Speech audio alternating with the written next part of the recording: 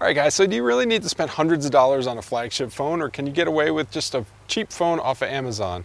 Today we're looking at the BLU R1 HD Amazon Prime exclusive version, so let's go. All right guys, so first of all, if you like technical reviews like this and tutorials, go ahead and hit that subscribe button so you get notified when I put up a new video. I'll be doing a bunch of new ones in the near future. On to the BLU R1 HD. This is a $50 phone. It's an Amazon Prime exclusive. So what does Prime exclusive mean? It means it's significantly subsidized, but there's ads on the lock screen. All right, I know what you're thinking because I was thinking the same thing. It's really not that big of a deal. There's ads on the screen and I usually just swipe right past them or put in my pattern lock and get right into the phone. I really don't even notice the ads that much, and I've not really seen any ads on any other part of the phone. It does come preloaded with some Amazon apps like the App Store and Amazon Shopping, things like that, but you know, they're not that intrusive and they're relatively small. The R1 HD basically comes in two different models. Both of them have a 5-inch IPS screen running at a 720p resolution, that's 1280 by 720, with a pixel density of 294. The screen also uses Gorilla Glass 3, so it has really good scratch protection. Up on the top of the screen is a 5-megapixel selfie camera, and there's even a front-facing flash, you know, if you gotta take those selfies in the dark. The only port at the top of the phone is a 3.5mm headphone jack. The right side of the device has the volume rocker and power button. At the bottom of the phone is the micro USB port and microphone. Looking at the back of the phone, we have the 8-megapixel autofocus camera.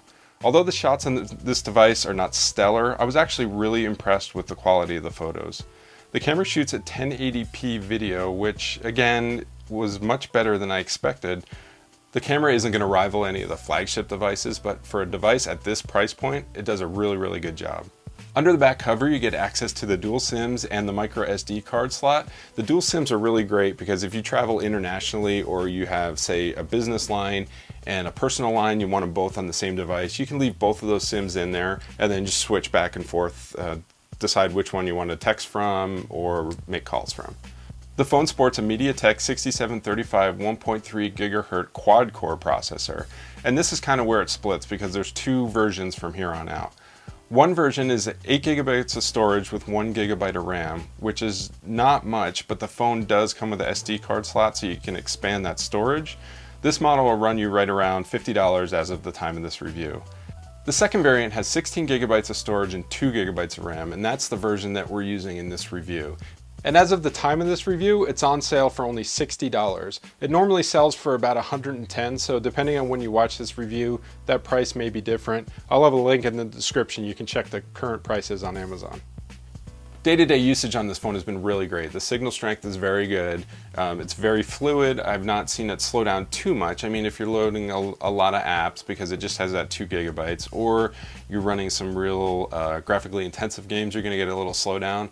But for average use and casual gaming, it works really well. And even on some somewhat graphically intensive games, it works well. Like Minecraft works fine on here. The GTA titles work really well.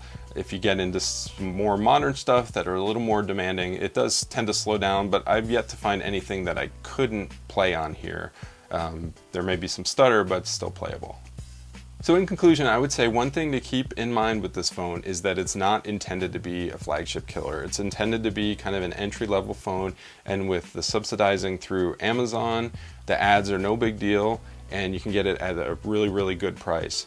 The phone, if you just need a basic phone, you want to play some games and take some decent pictures and video, it's actually really good, and I could recommend it for that.